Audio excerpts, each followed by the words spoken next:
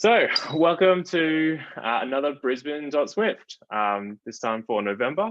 I'm really excited about what we've got today. It's going to be fantastic hearing about what James has been working on and a real window into, kind of what some real life indie dev is like.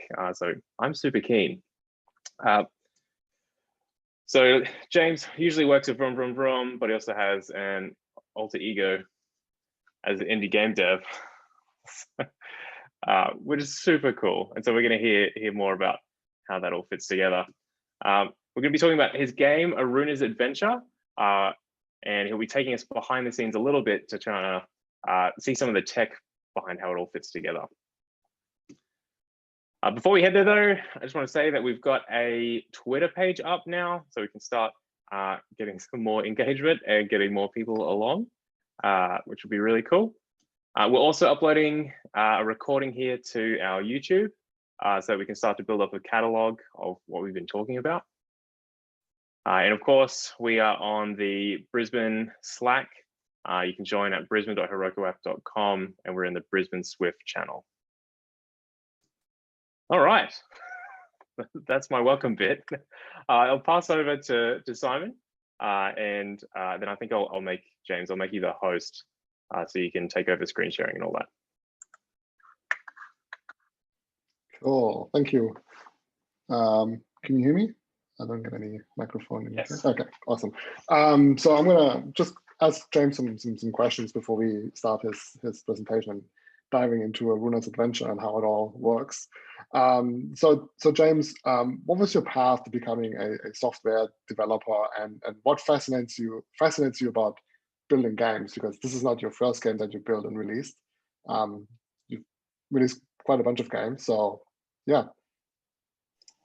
I back in the probably the first game wise, I've been playing games since I was a kid.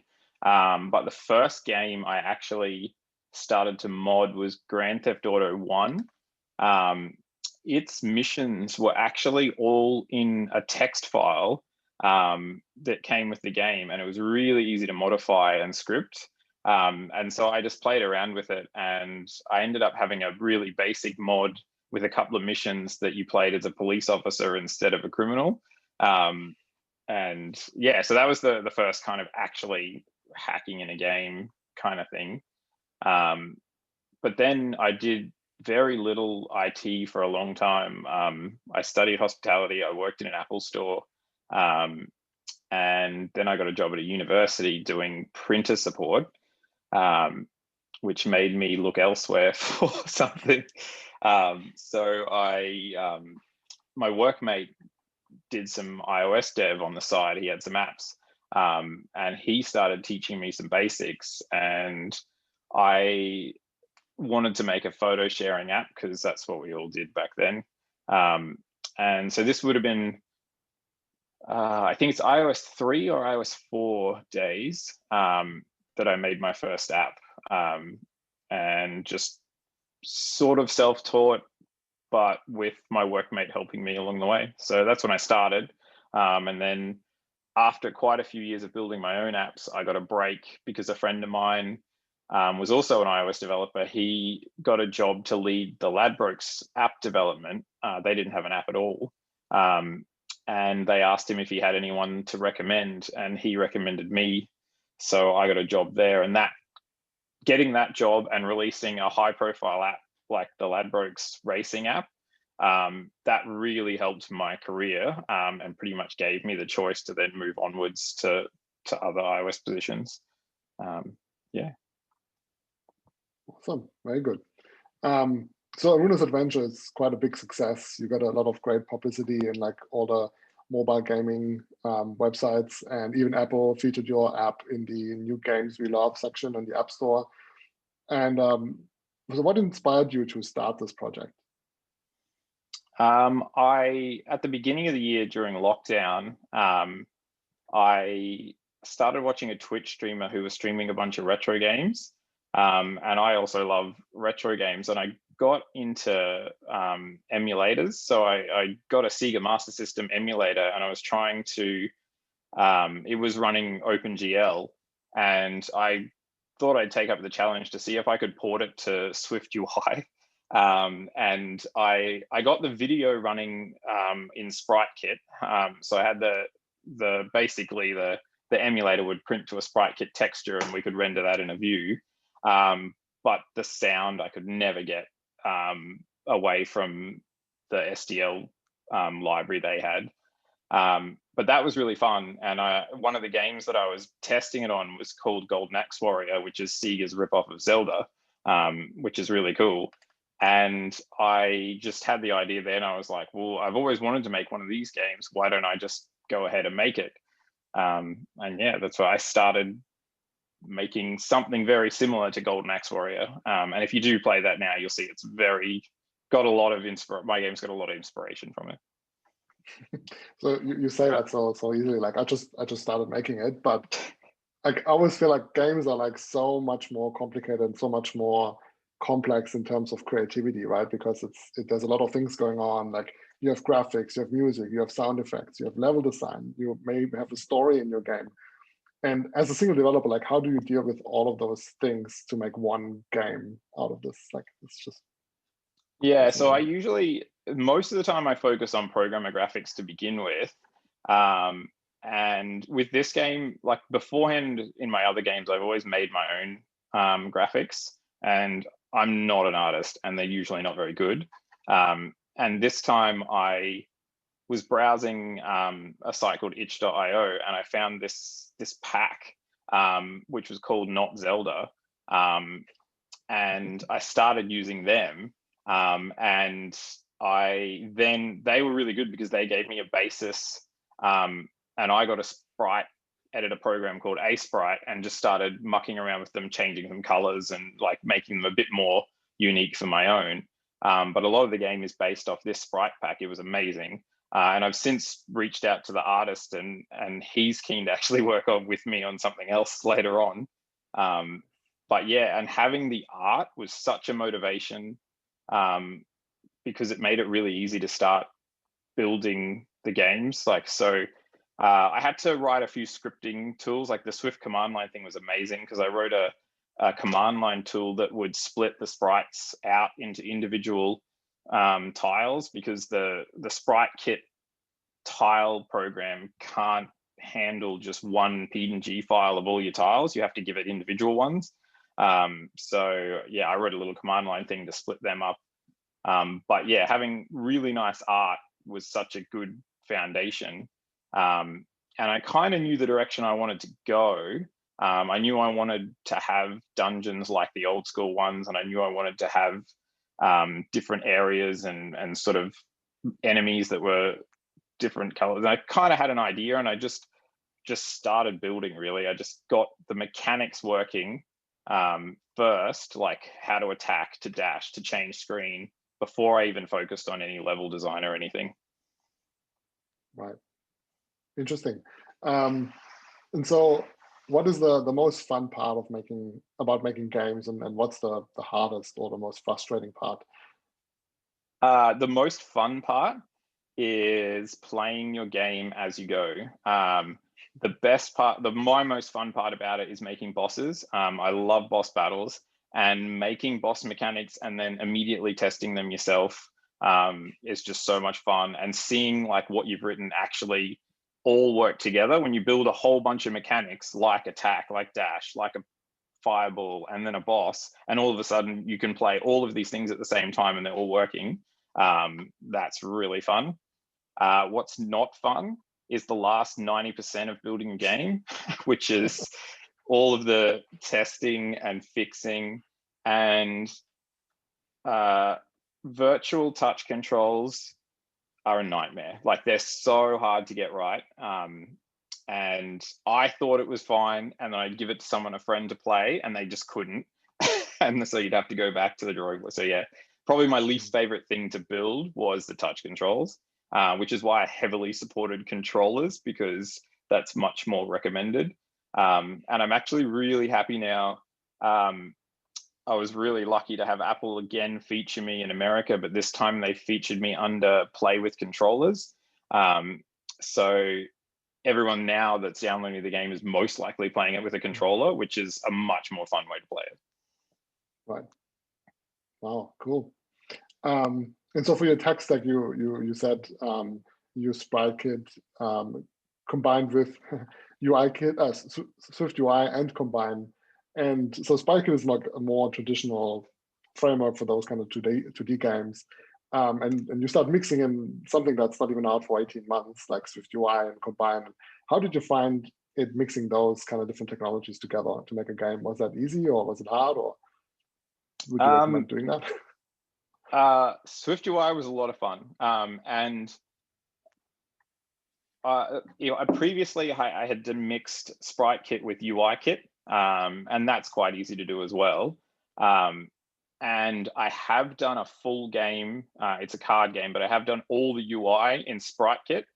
I really don't recommend doing that because SpriteKit's UI is very, like, you basically have a label and that's it. And you have no anchors or constraints. You just position it in the frame. So that makes it really difficult. But the iteration in Swift UI was just so good, being really quickly and able to, the automated animated transitions in Swift UI just made it really easy. None of my views were overly complex, so I never really ran into any of the major Swift UI bugs. Tonight I'll go through how to make a basic on-screen control using Swift UI. However, it's different in Aruna's Adventure. I could not get Swift UI gestures to be a good enough state for a D-pad, like a proper D-pad. So what I actually had to do is I created a transparent UIKit view that just handled touches began, touches ended, touches changed, and then did all of my touch control in there and underlaid that under the Swift UI D-pad so that it could handle the gestures for it. And even then, I'm still, like, my controls are feasible, but they're not 100% there. And yeah, any of the feedback from the game most of the time was, I don't really like the controls. I guess that's one of those 90% things, right? Yeah, that's it. And so just before we get started with your presentation, one more question, and that is, do you have any plans for Aruna's Adventure 2? No, not at the moment. The burnout is real. Like, I worked on this every night, every weekend, every spare moment for over 6 months kind of thing, or about 6 months. And while I really enjoyed it, and one of the questions I did get a lot is, why didn't you use Unity? And that's a really valid question, because Unity would have made it so much easier to port to other consoles, anything. I have used Unity before, and that's why I didn't use it. I burnt out on Unity way quicker than I did on using Xcode, because I love Swift. I love using Xcode. And using Xcode, I developed most of Aruna's Adventure in the Big Sur beta in the newest Xcode, just so I could try out all the latest stuff and play with all the latest stuff in my spare time, and also make progress on my game. So that drastically reduced the burnout because I was doing something that I really like. Whereas Unity, I'm not that familiar with most of its stuff. I'm not that familiar with C#, so it just kind of takes me a bit slower, and yeah, a bit easier to get burnout, I guess. Wow, very interesting. All right, so that was the interview part of tonight's presentation. You can take over and show us all about Aruna's Adventures and behind the scenes, how things work. Thank you. And Skylark, yeah. it runs, but compile times on Xcode are horrendous. And the preview, you actually get better frame rate than SpriteKit, but because of how optimized Unity is. But so sorry, you're saying that you have run Unity on one of those MacBooks? Oh yeah, totally. Yeah. Cool, man. Very experimentation-y of you.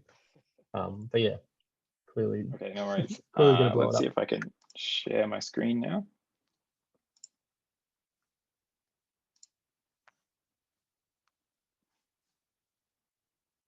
Okay, can everyone see Xcode?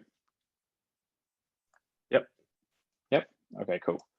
And just let me know, is that text big enough to see?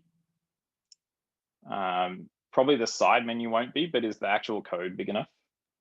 I can see it. Okay, cool. Okay, so this template here is, I've created basically a really lightweight sprite kit game with Swift UI as the UI for it. This is kind of the same way Aruna's Adventure's made. And I even stole some of my art from Aruna's Adventure that we can use in our game as well. So a little player that we can move around, and then a little blob enemy asset as well. And we also have some tiles as well, just some grass and pre-set up. So this talk's mainly going to be focused on using Swift UI with SpriteKit. I won't really be going too much into the game side of things in SpriteKit. This is mainly the how I used Swift UI and SpriteKit together and how I had them communicate with each other. But just for interest, this is my very small tile set.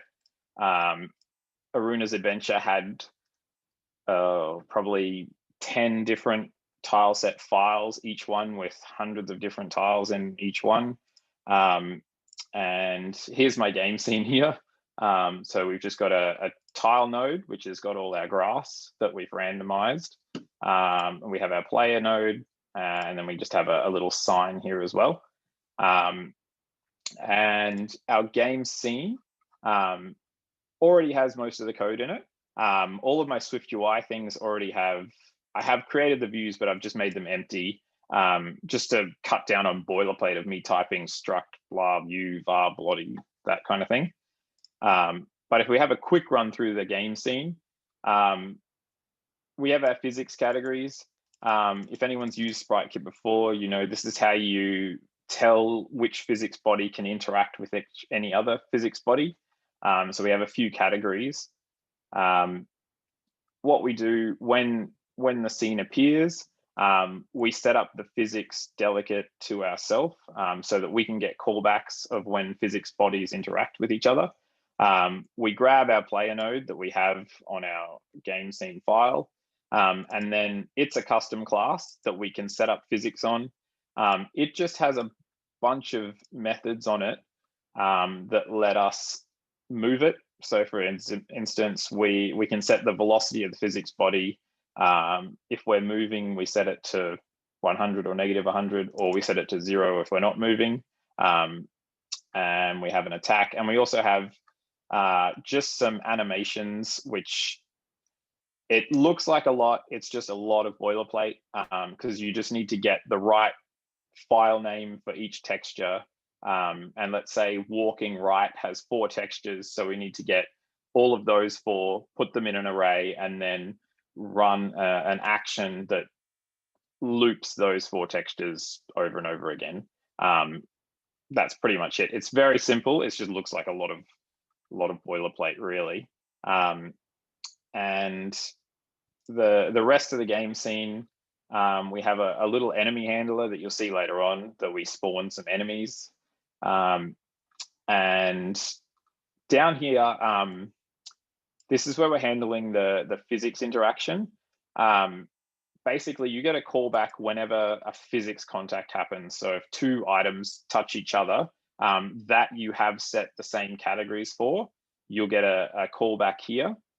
And I've just had to create a bunch of helper methods that can extract the names of the 2 nodes that have interacted so I can check which ones I actually care about. So if you can see here, handle sign. So we're checking, do the 2 nodes that hit each other contain the name player and contain the name sign? If they do, we've touched the sign. And same here, have we attacked an enemy? Has an enemy attacked a player?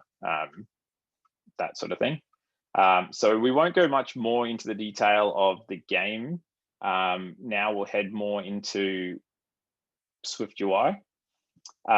So we are using the brand new iOS 14 app main, which is kind of incredible that we have no app delegate here or anything. Our entire app is declared in app main struct, which is just so cool. It's just so lightweight and small. And then in our window group, we're setting our content view as the root view. So that's the main thing that will get displayed. So here's our content view. Currently, we have it as an empty view.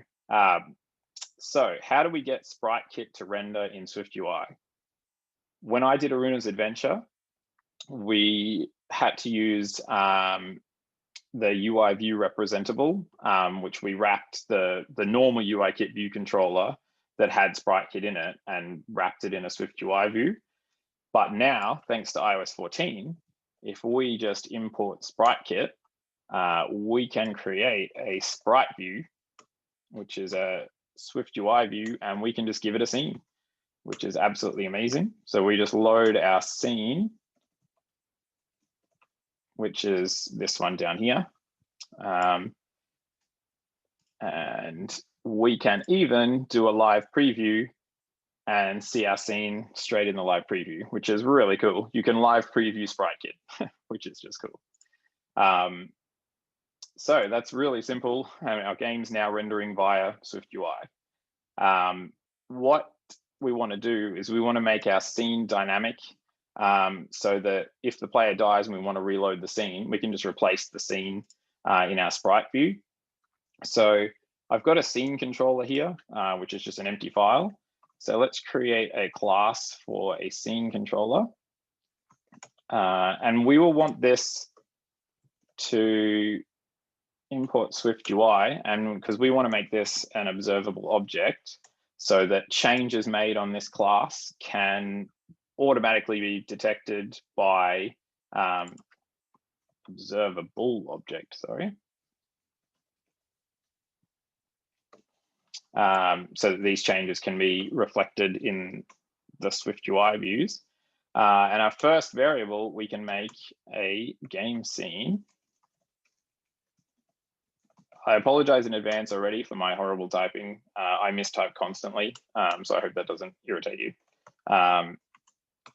And in our init method, we will set a game scene just to the same one as before. We're force unwrapping here. I know there are different thoughts on force unwrapping. I always think you're allowed to force unwrap if you really shouldn't be able to have it null. If game scene is not in our bundle, we've got bigger problems than just a null.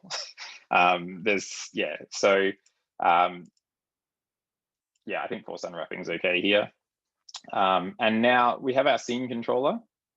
This scene controller is going to house a lot of information that we want all of our Swift UI views to have access to.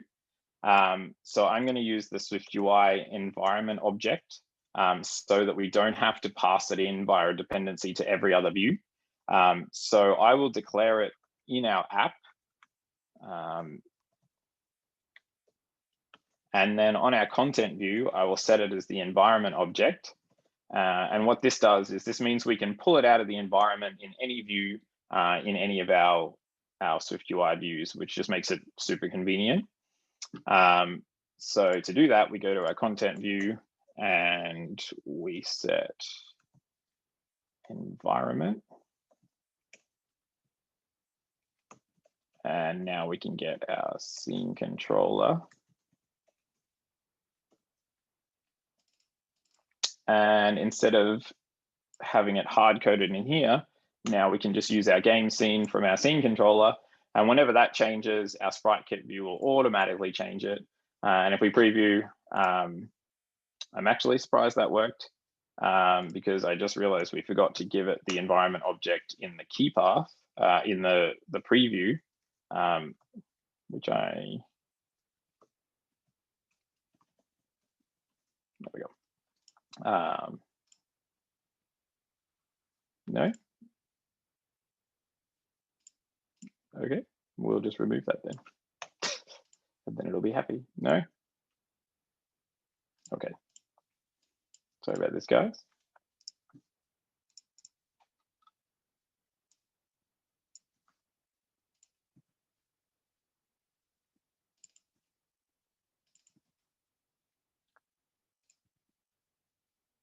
Okay, let's move on. Xcode's having some weird issues.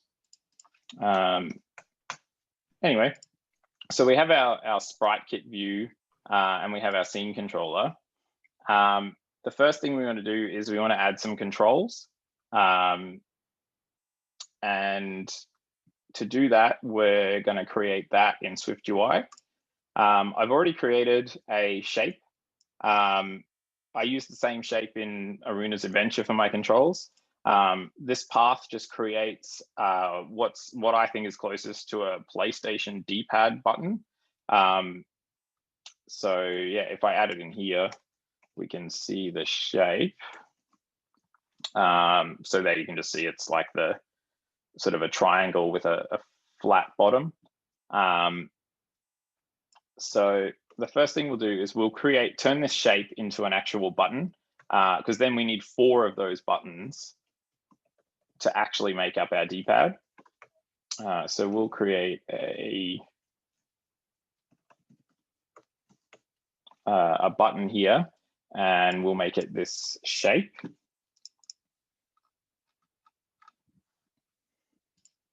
Go back and give this an empty view. Okay, so we'll change our preview to our control button, just so we can keep seeing it over there. And I want to fill it with a foreground color of white, because we want our D-pad to actually be white, and we will set the frame of it to a reasonable size for a D-pad button, which would be 50/50. We can't see it here, but one of the cool things here we can do is we can change this to dark mode, and it'll change our background, and now we can see our D-pad. We'll give it a corner radius so that it's a bit more rounder and nicer. And we want to have a state here where the button changes when it's pressed. So let's just add a quick state for pressed. We'll set that to false by default. And now we can add some effects like opacity. So if it's pressed, we want it to be full opacity, but if it's not pressed, we want it to be see-through. And we also want to have, make it a little bit nicer. So we'll have a shadow. When it's pressed, we'll have no shadow. But when it's not pressed, we'll have a shadow. And that should be it. But we just need to actually, let's quickly test, make sure everything looks all right. Okay, so we have a little bit of a transparent shape here. So I mentioned earlier that I used UIKit for my gesture control, but tonight I can show you an easy way that I can make this working using Swift UI gestures, and that's not using a tap gesture. I quickly discovered tap gestures only give you a callback at the end of a tap in Swift UI, but we actually want to know when the button is pressed and when it's not pressed, not just that the tap has happened. And thankfully for that, we can use a drag gesture. And we'll make it some gesture.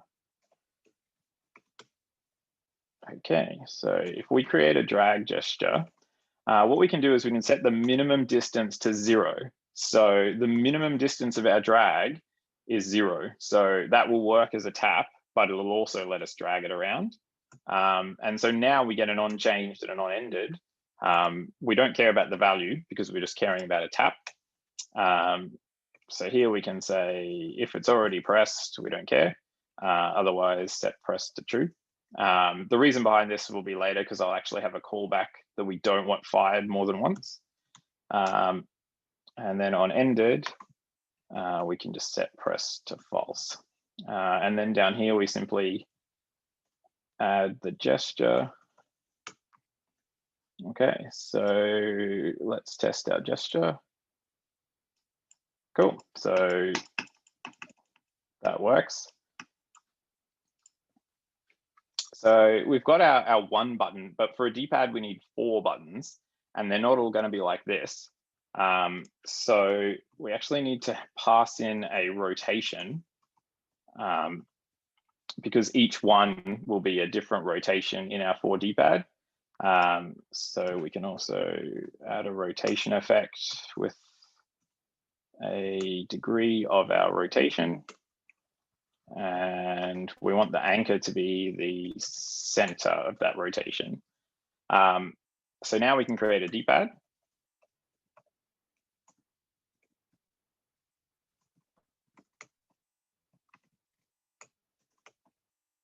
And it will be a Z stack because we need multiple inside. The first I'll create is the V stack. So this will be the up-down buttons. So let's have, before we do all this, we know we want to have a callback. So let's put that in before we create all our buttons. We need a callback that tells us whether it's been pressed and whether it's been lifted again. So we want an action when the button is pressed, and then we also want an action when it's lifted up. This is so that when the button's pressed, we start walking. When the button's lifted up, we stop walking. So now that we have our action, we can call it here with true. And then we can call it here with false. And because we return here, we're not going to get the action called every time someone moves their finger 1 pixel on the drag gesture. So now up here, we can add a player control button. And we don't need any rotation for the top. So that's 0. And we'll call that pressed. So now we can just duplicate this button, but have a rotation of 180. Let's change our preview to our D-pad and resume. So now we can see our 2 buttons. We also want to have a H stack and then 2 more buttons. So these will be side by side. We need I think it's -90 for that one. Yep. And then 90 for our other one. So we have a D-pad. It's a little bit smushed. So let's just add a spacer with a frame of 30, I think. And let's get rid of all our other. And we'll do the same for a H stack, but we'll make it width. Cool. So we now have a D-pad. If we play, they all should work. So that's kind of cool. We now have our main control. We also get a callback for every button. So let's give our D-pad a custom event handler. I already have an enum, which is called direction. Direction is an enum that lets you have left, right, up, down. It has an associated value for whether it's pushed or not pushed. So we can now, in each one of these, call our event handler with our pressed boolean, which simplifies our next view because now we can just have a D-pad which has a simple callback that tells us which direction we need to move in.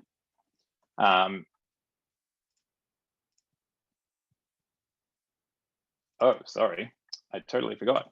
It's a enum, so we actually need to go left and then pressed. We need to tell her which direction.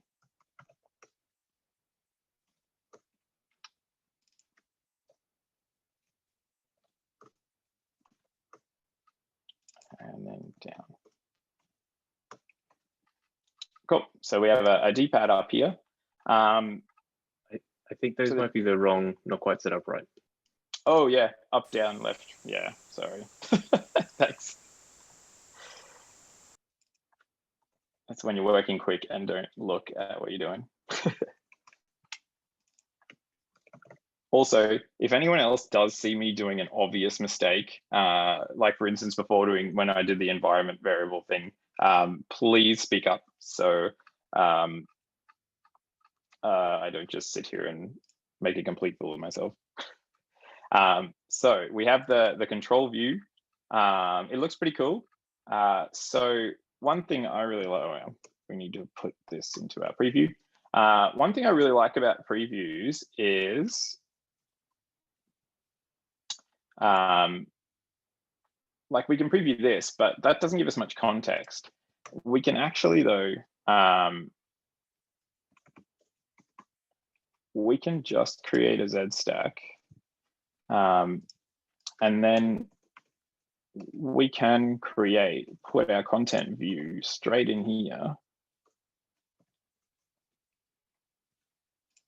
And we should be able to just preview our actual game on the device with our D-pad here. And we didn't need to change any views because we could have gone into the preview of the content view and added it somewhere, but this gives us the context and we can keep playing around with our D-pad now and get it in the right position.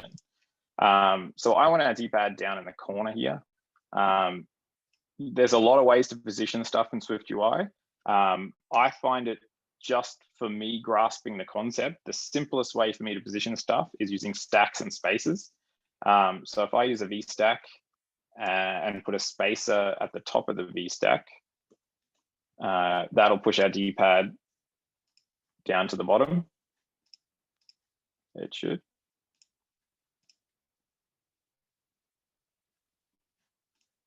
Or not. Oh, no. I think you have the D-pad. I'm totally wrong. Yeah, No, thank you. We actually need our player control view. There we go. Push it down the bottom.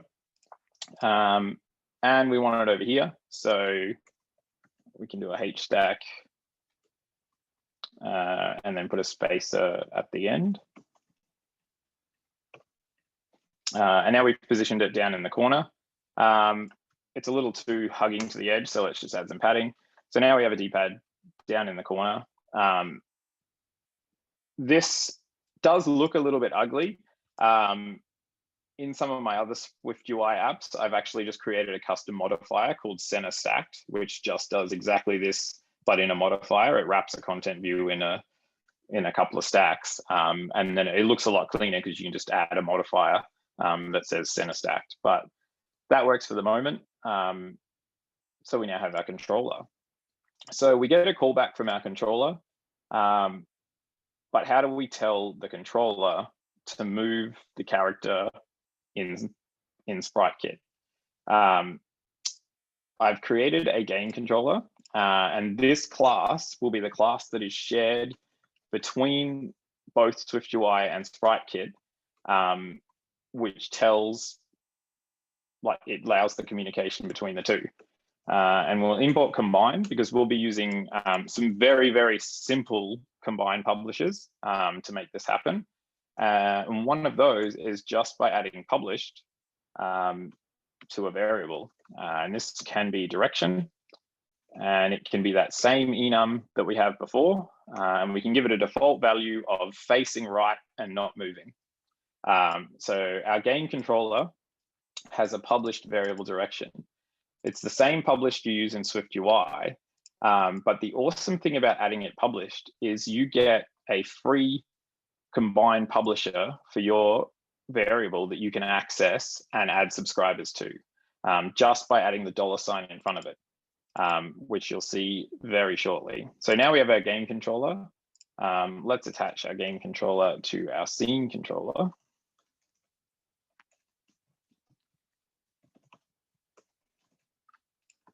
And I want to house all of my controls in the game interface view.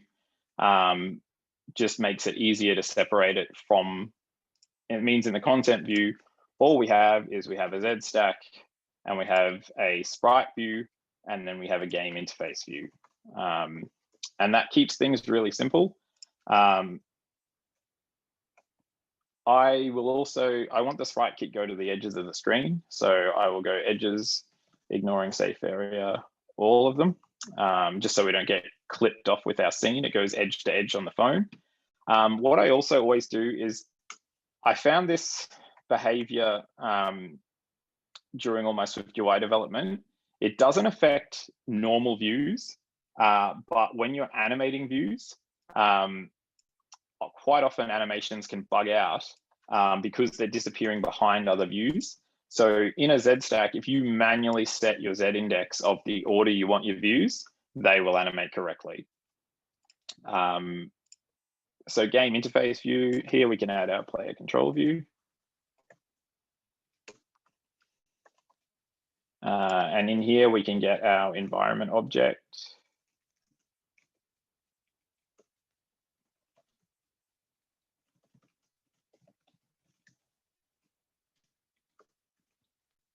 And I think our player control view, because we're going to be interacting with the game controller, let's just pass that in.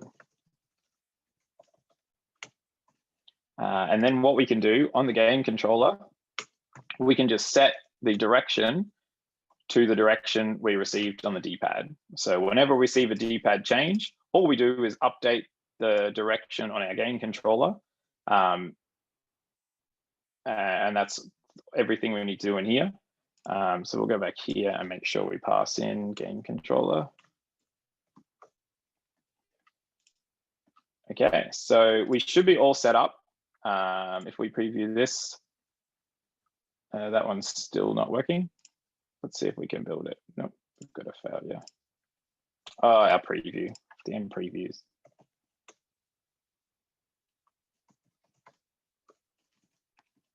Okay, let's build it to an actual device just to make sure we're still all good. Okay, so we have a D-pad, we have a character, we can press buttons, but nothing happens. Okay, so if we go over to our game scene, what we want to happen is when that direction changes on the game controller, we want to move the character. So let's create a new function for handling events, and that function will receive the game controller. And now in here, we can get the publisher for direction. See, I have two options here. One is the actual value and one is the publisher. If I get the publisher, we can add a sync subscriber, which you can think of just a callback. So this is basically a function that'll, like a callback that'll get executed every time direction on game controller changes. We already have our player node here, and it already has a move. Pretty sure it has a move.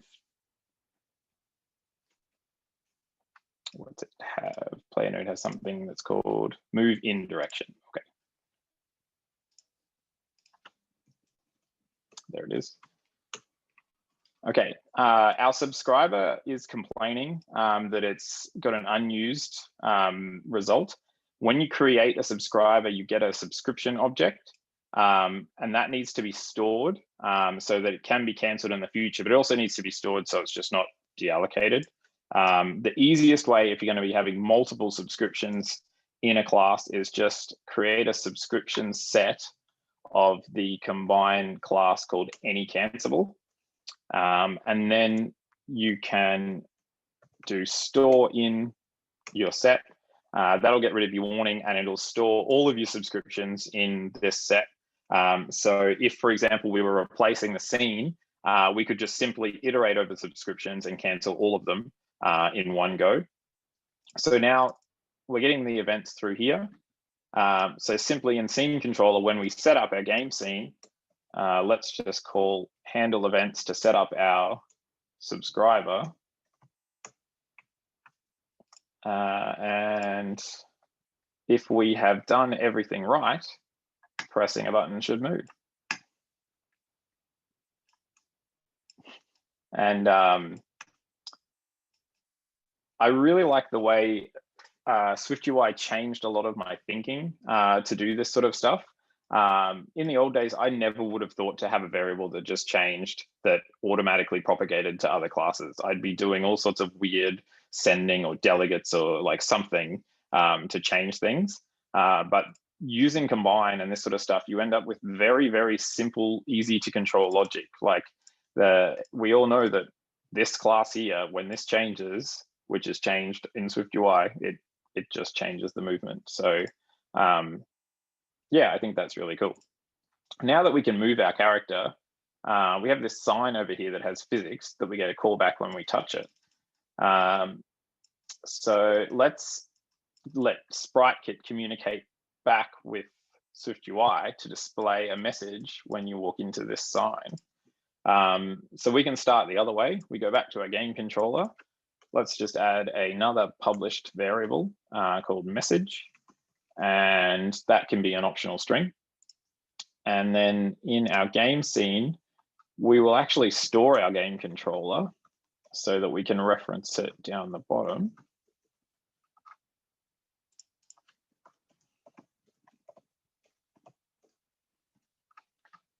And now down here, so we already get a call back when we touch the sign here. So let's just set the message on our game controller to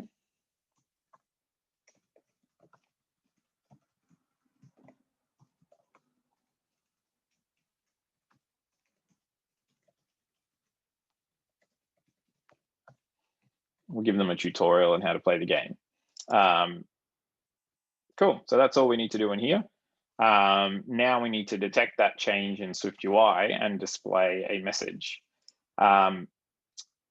Now, I set this up that we could get it directly from the game controller, but I prefer to have the variable in the scene controller. So the game controller kind of just manages its logic itself away from stuff that is actually interacting with our view.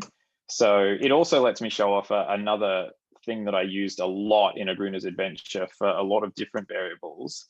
So if we add this variable here in our scene controller, and let's set up our own handle events function here, we can get our game controller, get the message publisher, and then we can use another combine function called assign. And I always forget the syntax for it. Yeah, so it's /dot to get the key path. And so all we're doing is when message changes on game controller, automatically assign the changed value to message here, which is also published. So that'll just propagate the SwiftUI view when it changes. Again, we need to set up our subscriptions set. Oh, we need combine.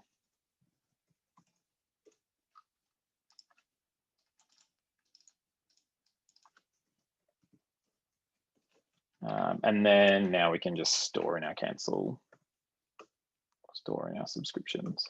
A lot of people call, I think it was, is it the reactive Swift that calls it a cancel bag? I know a lot of people still call it a cancel bag or something like that.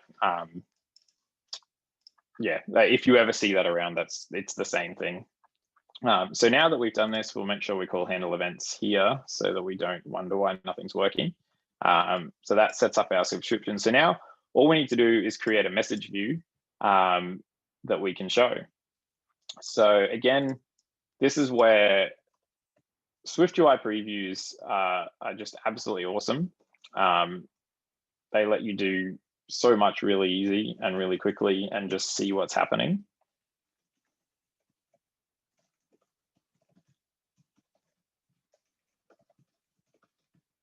Okay, so very basic. We'll start with a message that's a text. I've got a really cool font that I love using, which is called Adventure.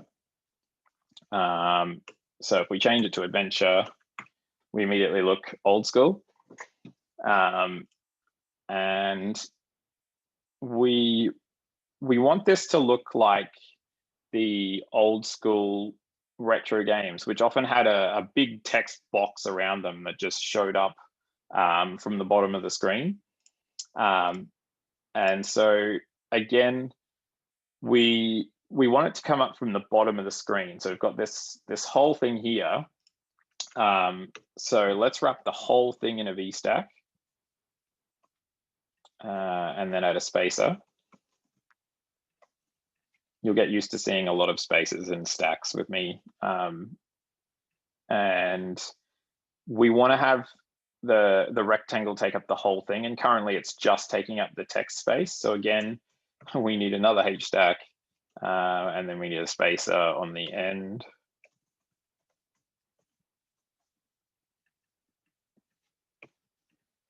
Okay, so now we're in here.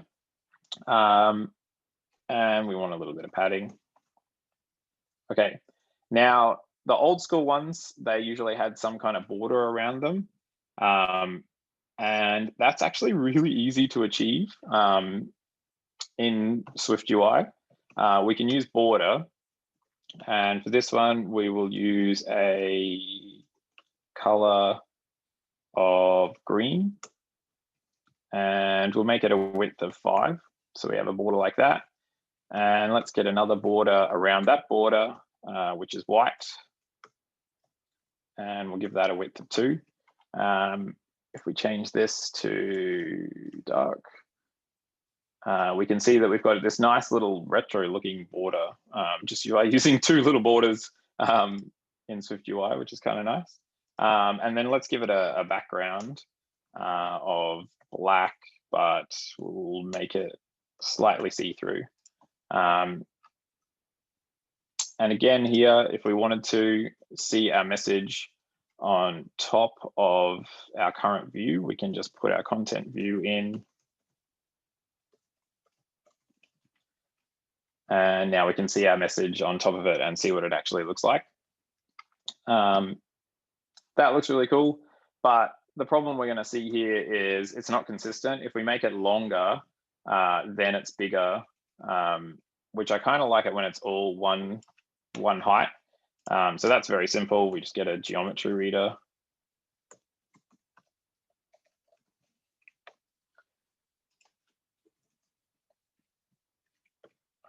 Just ordered that. So now we can set the frame height of our message view to our screen size height about 45%.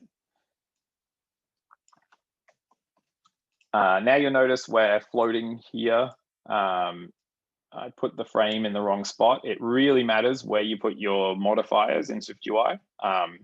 It will totally change the layout. So if I now move this in here, we'll see our frame is now bigger again, and the whole view takes up. That's because we were telling it to make the frame before, like after doing all of our work. So if we tell it it's this big and then we put a border around something this big, that's why we've now changed that. And you can see here, it's still not what I want because that's in the center, which means it's not gonna, I want it to kind of come from the top. So for that, we just do my favorite thing, which is another VStack and another spacer. I would love it if anyone does have easier ways to position things.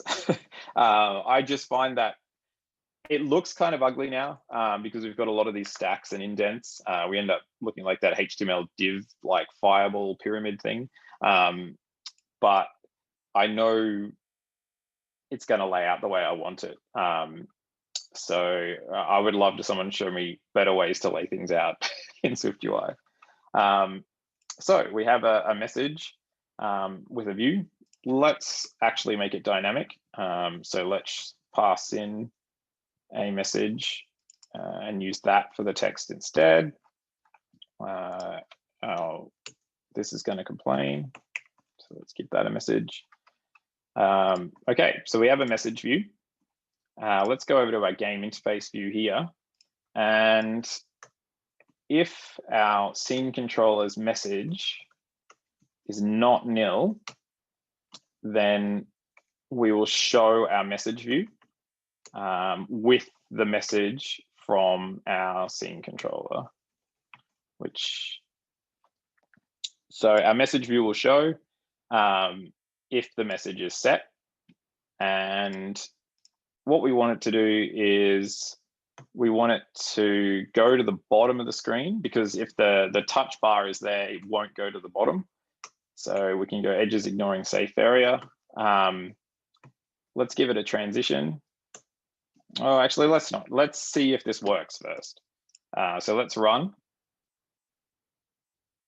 Let's walk over and touch our sign, which will change our message variable on our game controller, which will change it on the scene controller, which will then show our message. It's a bit dark.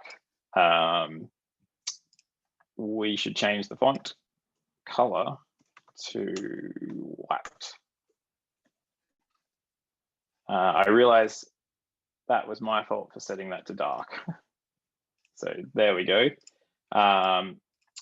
It's all nice, but it's not very smooth. So let's set a transition to move from the bottom of the screen. And then we will just animate that with the default animations. Now this is the coolest thing ever. When doing this in SpriteKit, if I had to do all these animations and state, it would be a lot of work. But by adding 2 lines, we get a view that pops up automatically from the bottom with a nice animation, and it all just works, which is super nice. Currently, we have no way to dismiss it. So let's add a dismiss handler. And for this, we can just use a very simple on tap gesture, and we call that dismiss handler. So now this will require a dismiss handler. And now assigns only work one way. So if we tried to set this message to nil, nothing will happen because our game controller will not receive the event. The subscription is only going one way from our game controller to our scene controller. So if we change it this way, it will reflect both in our SpriteKit view. It'll also reflect back to this one, and it'll dismiss our message view. And because we're using a transition and we're only showing and hiding the view based on a condition, we got a build error. Oh, the preview.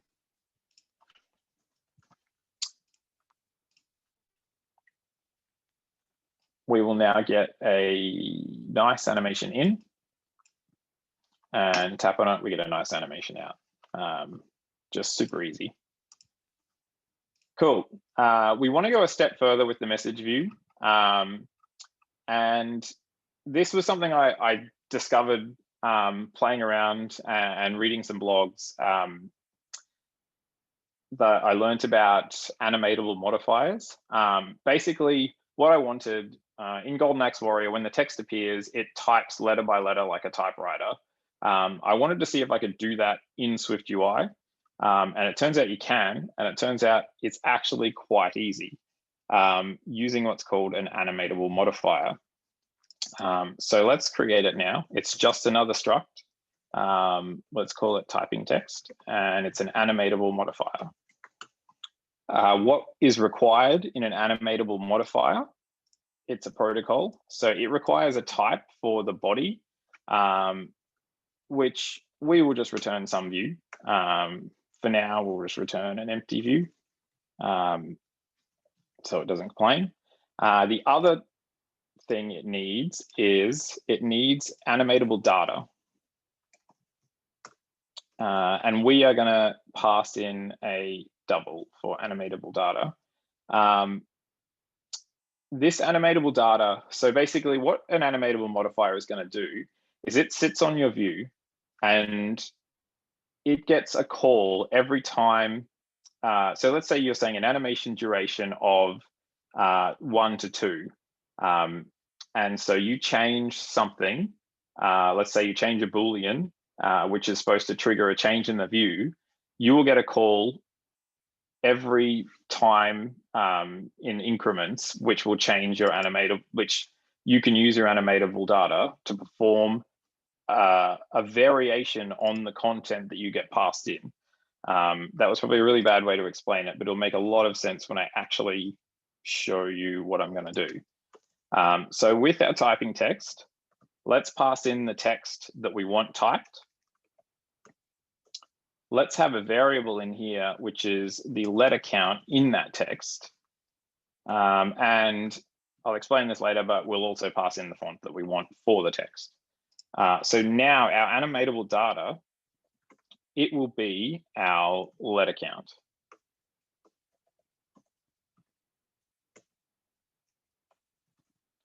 So when the protocol asks for our animatable data, we'll give it our letter count. When it gives us a new one, we will assign it to our letter count. That's pretty simple. Now we will create our custom init so we can just pass in our text and our font and our letter count. Sorry.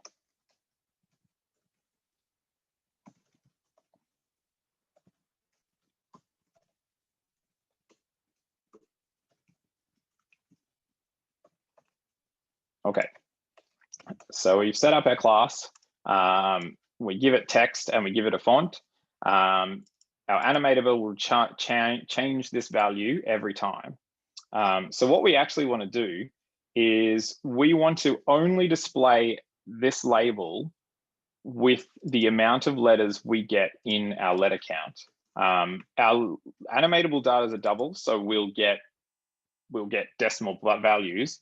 So we'll just have to round it and we'll get the closest one. So let's just start off with nothing. And now if our letter count is greater than or equal to 0, I did have times where I don't know if it was a buggy animation or what was happening, but I got negative values, which caused problems. So we just pass an empty string if that happens. But otherwise, we can set this to, we have our text. Let's get a prefix with the max length of our letter count. But that won't let us do it because it's a double and we need an int. So first, let's round it up. And then let's get an int value of that. Okay, so we're getting a string. We're going to prefix our text based on the letter count that the animatable data gives us, round it up. And now all we need to do is pass out the new view that we want, which is just a text. Basically, it will be this. So we want to pass out this. But instead of message, we want to use our string value. We will use the font that we dynamically pass in just so that it can be a reusable modifier. And this last bit sounds a bit weird, but we want no animation. We want no animation because SwiftUI will try to automatically animate the text changes. So it will try to like slowly resize the label for each letter that we add, which will look really weird. What we actually want is we just want it to actually replace our view, but every time a letter changes. And that's as simple as it. We just go up here and we add a modifier and we do a typing text modifier. So now we can't just pass in our message because our message won't change. So there'll be no need to animate. So what we actually need to do is we need to create a state, which will be our text that we animate. And we set that to nothing. And then on appear, we will set our state to our message. So what we're telling it is when the view appears, set an empty text to a message, which we can then say animate our changes linear with a duration of 3 seconds. So this change from that to that will animate over 3 seconds, which will trigger our typing text, which will get a call over 3 seconds to slowly add our letters. So let's have a look at it in action and see if it actually worked. We can go over here. It didn't. That's sad. Oh, because I forgot to change our modifier text to the actual text that we're changing. And I've broken something by mistyping. Yeah, there we go. Okay, so I was using the message, not our state text that was going to change. So let's try again. And now we have typing text. And that's a totally reusable modifier that you can reuse on any view that's super lightweight and makes text type. I also have another, so that's letter count. You can do lots of funky stuff. So if you want a counter that goes from like one number to another, and you just pass in the first number and the second number, you can have a label that increments over time all the way up to the other number. All that sort of stuff, just using animatable modifiers. So I'd love to look up one of the talks where I saw someone using animatable modifiers to do like really amazing stuff and really easily. Anyway, back to our game. We now have a working sign and a working message view. Let's add an attack button quickly. And we will do that on our control view. Oh, actually, did anyone want a break, or are we going over time, or does anyone have any questions while we're kind of at a break here? I'm keen for more. Yeah, I reckon we just try and wrap that up. Okay. As in, okay. Yeah, let's get to the end. This is super cool. Okay, no worries. All right, well, we'll create a very simple button, which I get that we're getting out of time. So what I'll actually do is I have a full project here. And instead of, I'm doing basically the same thing as you would see on the D-pad. So I'll just create this button here, paste it in. It's exactly the same thing, except this is just a button with a circle that changes when you press it. It's got the same drag gesture as the D-pad button.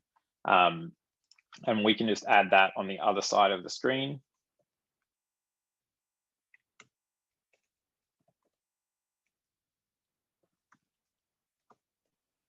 And it has an action handler that we can capture.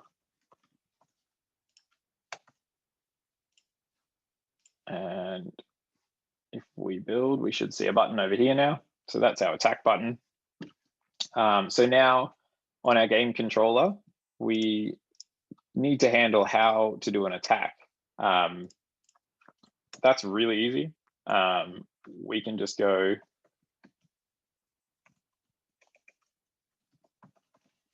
is it attacking or not? We already know the direction that they're in. So we can just add, are you attacking or are you not? And that can be whether the button is pressed or not. Super simple. And now our game scene can handle what to do when we get an attack. So again, we can get our attack. We can attach a sync subscriber to it. We store it in our subscriptions. And now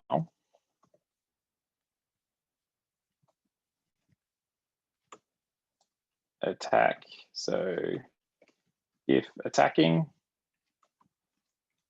we want the player node to attack in the direction that is currently set on our game controller.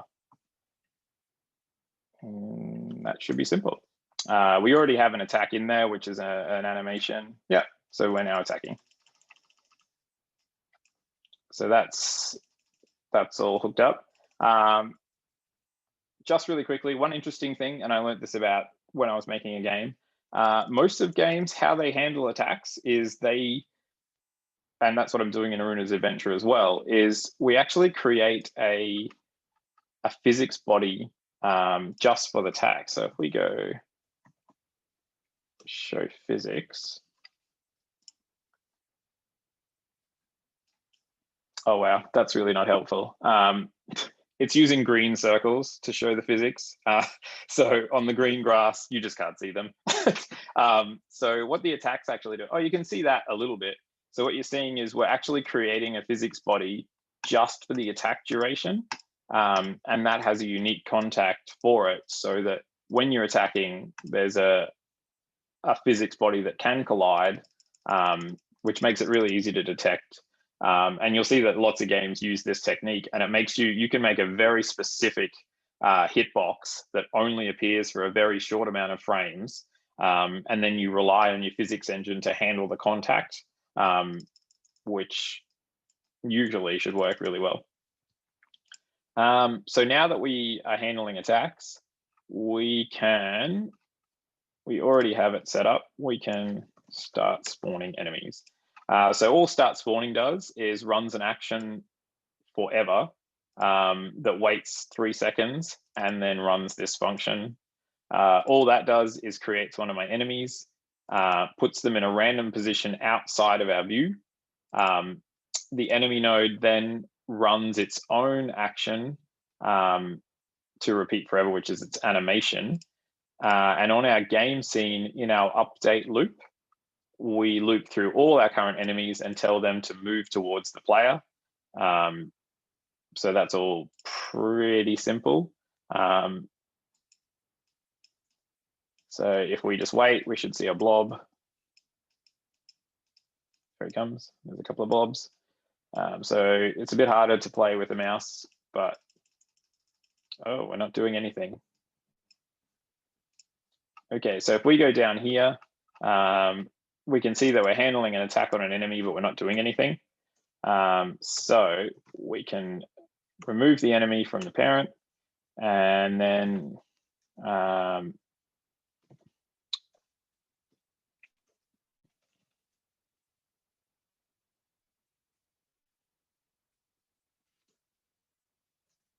we'll just leave it in the array for the moment. We're not equatable, so we'll just have an array with dummy enemies in it for the moment. But so that should remove it from the parent, but that's a good point. We want to increase our score whenever we kill an enemy. So again, back to our game controller. You'll be seeing a pattern here. It's very simple.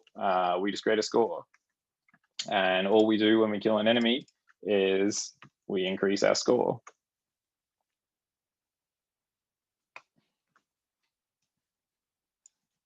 The optional makes it a little bit of silly syntax, but we can do that. So now every time we attack an enemy, we're changing our score.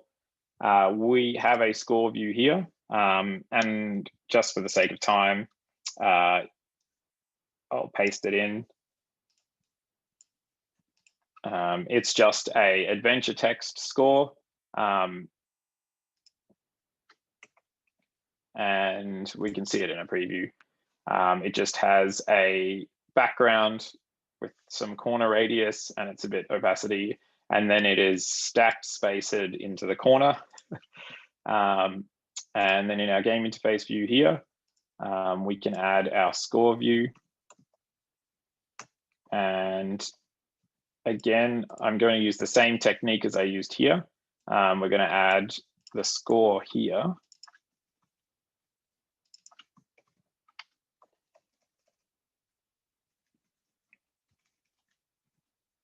And we can then assign that from our game controller.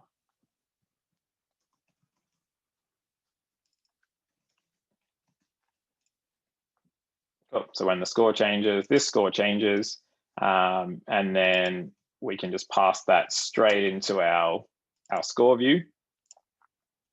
So if we build, we have a score here now.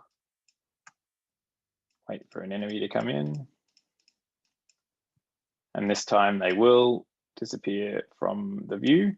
And hopefully they increment our score. There we go.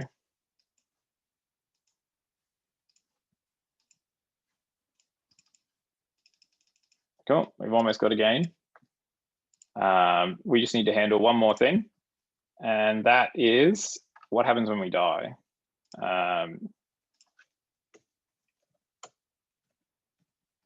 Dead. You're not dead. So you start off not dead, and then you can become dead. So in our game scene, handle attack on player, we're going to be super squishy, and let's just make it you're dead straight away. No, not debug description. Okay, so as soon as you get hit, you're dead. And again, for quickness sake, I will just copy over our game overview. And then we have a tap action we need to add in. Okay, so this is a full screen view. We have a Z stack. We have a color for the background, which is see-through. There we go. We have a game over label and we tell them tap to restart. So a red one, we have some padding, very simple. And on tap gesture, we call back an action. So again, in our main game interface view, we can say if scene controller dot, oh, I forgot. We need to do the same thing here.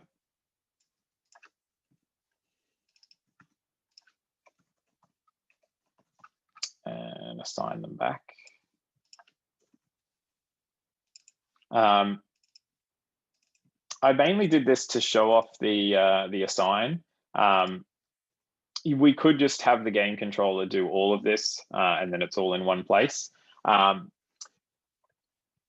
The reason I actually did this, when I think about it, is Aruna's Adventure had a lot of controllers. It had input controllers, HUD controllers, menu controllers, and all of them needed to call back to a central app state controller, I called it, instead of scene controller.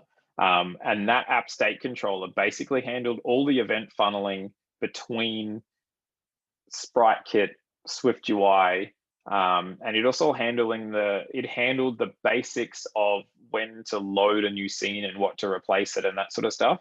And this is one of the downfalls that my architectures for Swift UI has. I often end up with one like Lord controller that has a lot going on in it.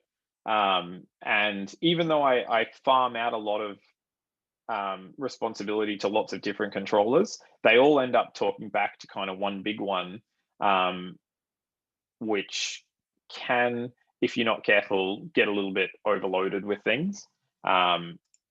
So that's something, that's just something for me to get used to and familiarize myself.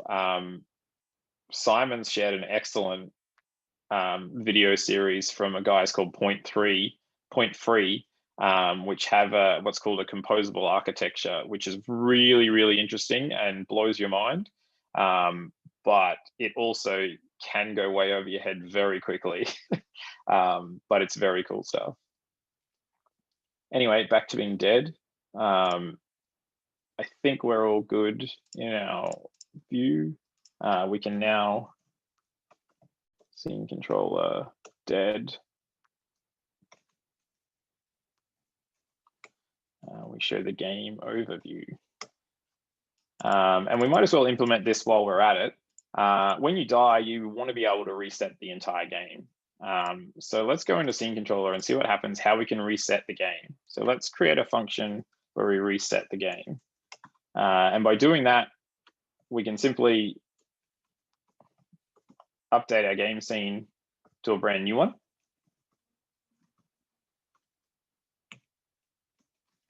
So that'll replace the scene and make sure our player comes back and our enemies reset and all that sort of stuff. We will also need to reset everything on our game controller. So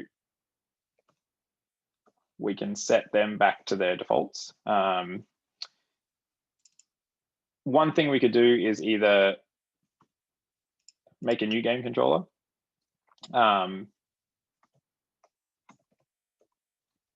And then we can call handle events again and game scene dot handle events. Or we could manually change all of our game controller stuff back again. Either way works. This one's just a quick way of doing it, and we should be able to call. One thing that you've noticed that I didn't notice until I was well into iOS 14 Swift UI is I don't need to use self enclosures, which is really weird, but also kind of liberating. But when you go back to your game scene, you are in a class, so you still need to use self. But it's still kind of nice in structs that you don't have to. Okay, so let's see if we can die.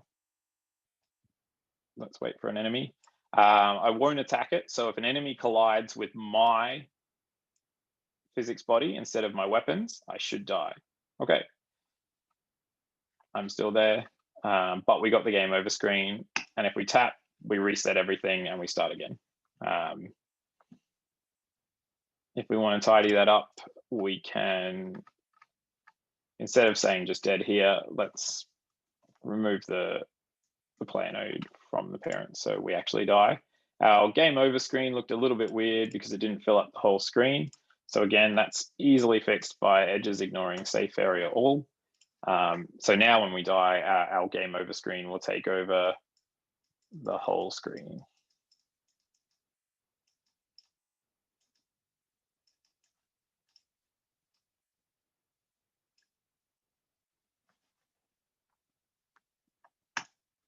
Cool, and that's pretty much it. Sorry everyone for any of the stuttering or the missing. This is the first time I've ever done anything like this, and I was pretty nervous getting started. Coding in front of one person is pretty nerve-wracking. Coding in front of a whole bunch of people is very nerve-wracking. You good, dude. Amazing. Nailed it. Loved it. Thank you. Loved every moment. Yeah. Cool. Well, does anyone have any questions or want me to elaborate on anything?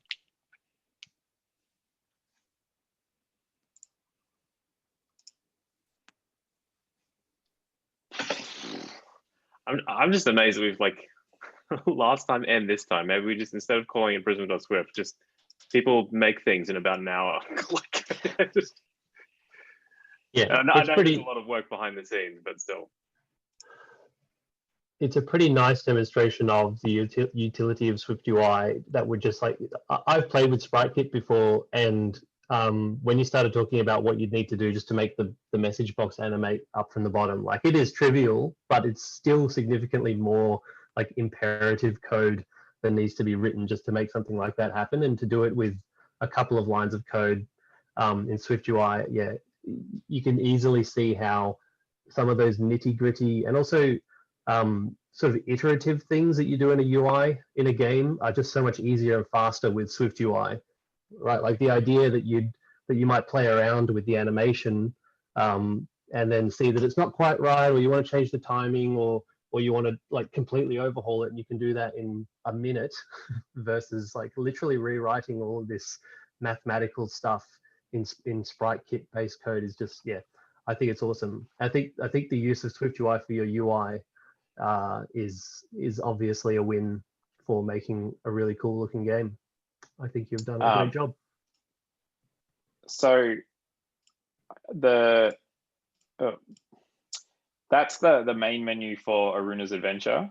And I originally had that coming down from the top, and to split it and have it come in either side took me 5 minutes. Like, and in doing that in SpriteKit or anything else would have just been an absolute pain, but it's just so easy to do this sort of stuff.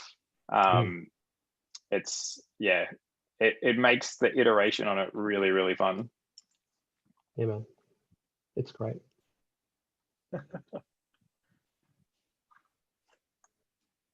James, I think Jimmy's got a question. Oh, sure. chat. Sorry, I can't see chat. Maybe I'll stop sharing.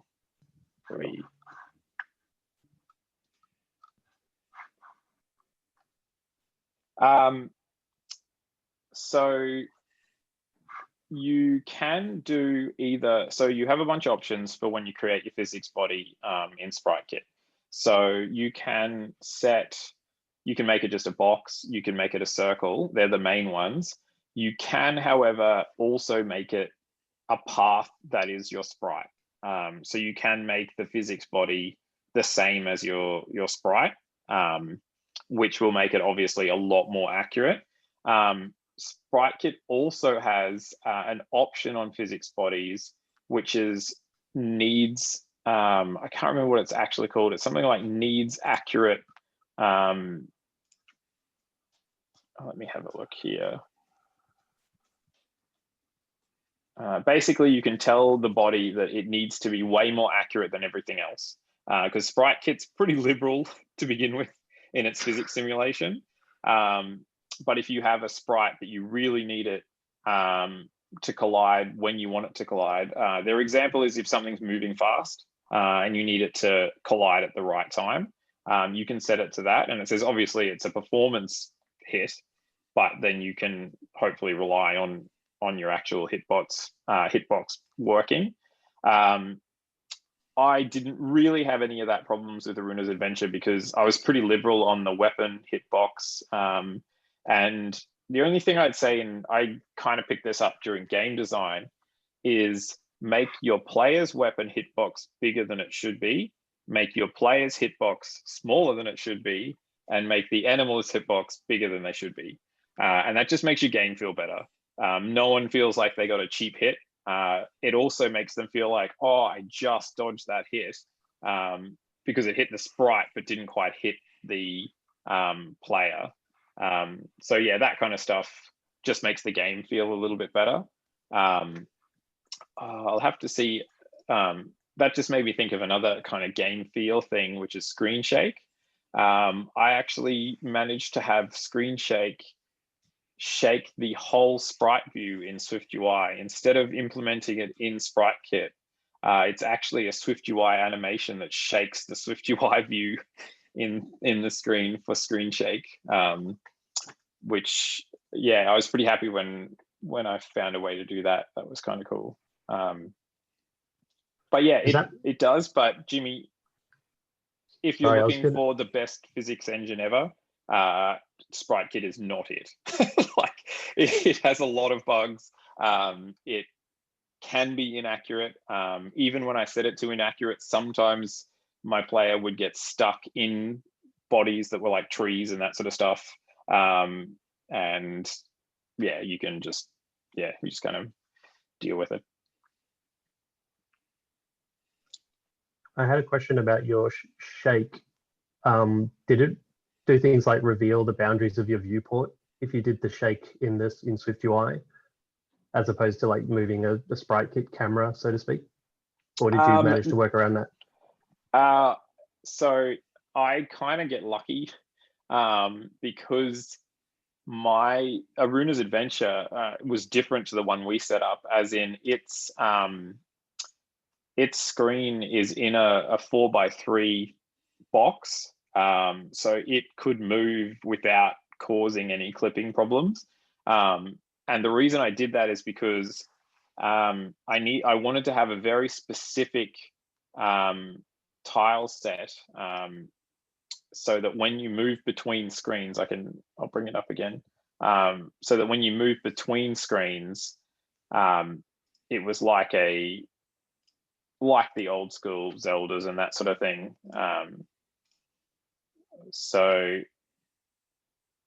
we can easily move between screens. And this is another thing that you probably looks like, oh, I had to work out how to do screen transitions like that.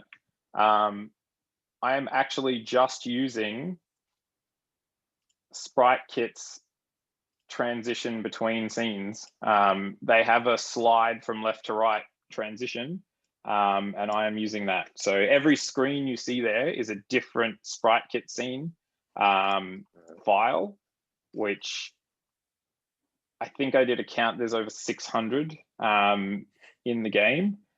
So that was probably the most amount of work. Once I finished everything, was building areas. And yeah, I think I built over 600 screens worth of areas. And the way I did it was I would have one huge scene and I would copy all the nodes into the scene editor and build it so it was one big area.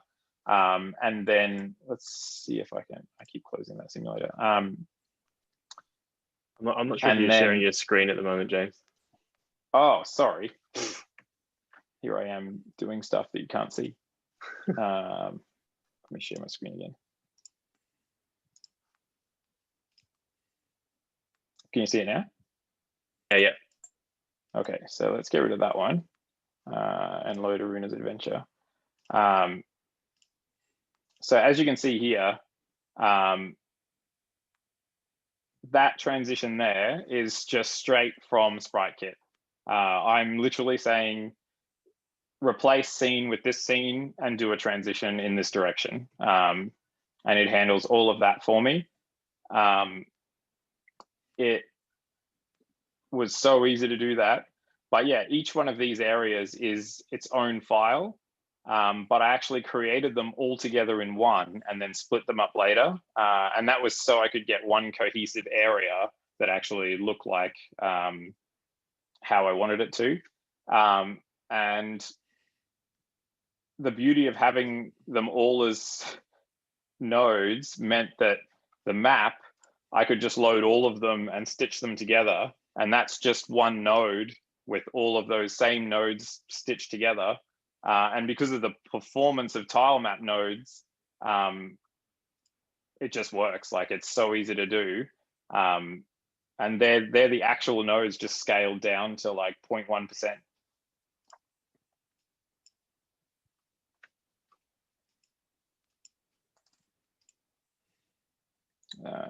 Just close that.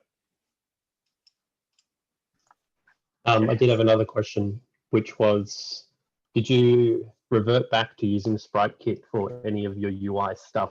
And if so, why? So, for example, like if you tried Swift UI and it was just not the right thing for that particular circumstance, were there any of those? Okay. Yeah, so the map, because I had to load all of the nodes for the area and put them into one big one and stitch them together.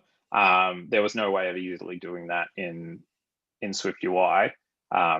So that's all done in SpriteKit. So that one map view is in SpriteKit, but everything else that you see on screen, I keep closing that, including the like the health bar, all that stuff. All of that isn't sprites is all Swift UI. So that's all Swift UI. All of this is yeah, all of this is as well. And we can't see them here because it's detecting my keyboard as a controller. But the virtual controls were also Swift UI.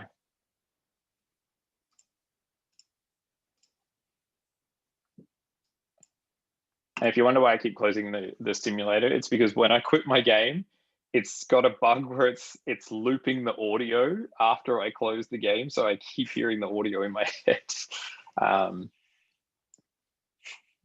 But yeah, yeah, that's that.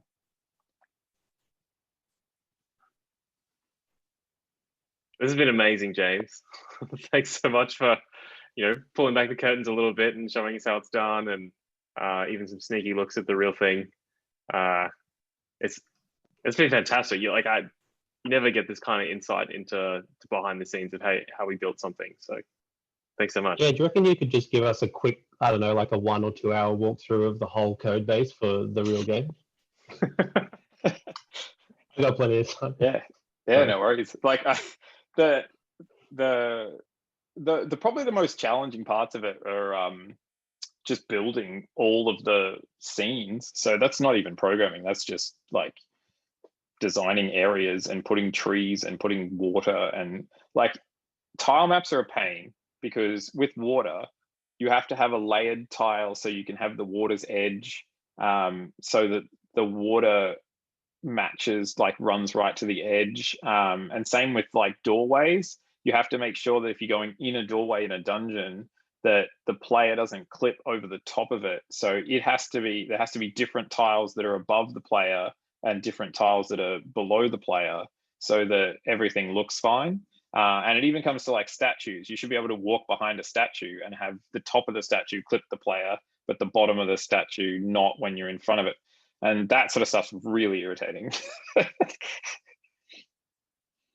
But they're all just little things.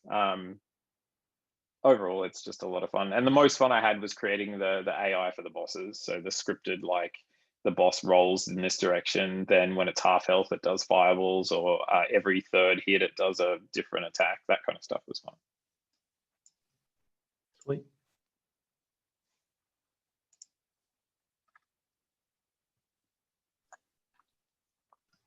Nice. All right, cool. Yeah, good stuff, fella. Really enjoyed it. Thanks so much. Yeah, sorry I ran a little long there. I just realized it's pretty late. Worth it. Yeah. That was really good. Thank you, James. No worries, thanks.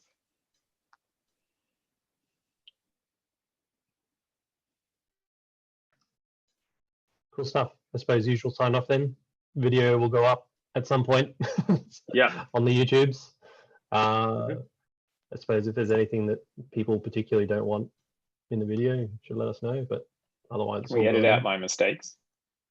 I didn't notice. You can. Yeah. All right, cool. Otherwise, thanks everyone for coming. Appreciate the attendance. If there's any feedback, I suppose let us know as well. You know how to reach us. Cool. Awesome. See you guys. Farewell, Yeah. Pete. See you later. Thanks again, James. Thanks. That was awesome. was great. Yeah. Oh, thanks.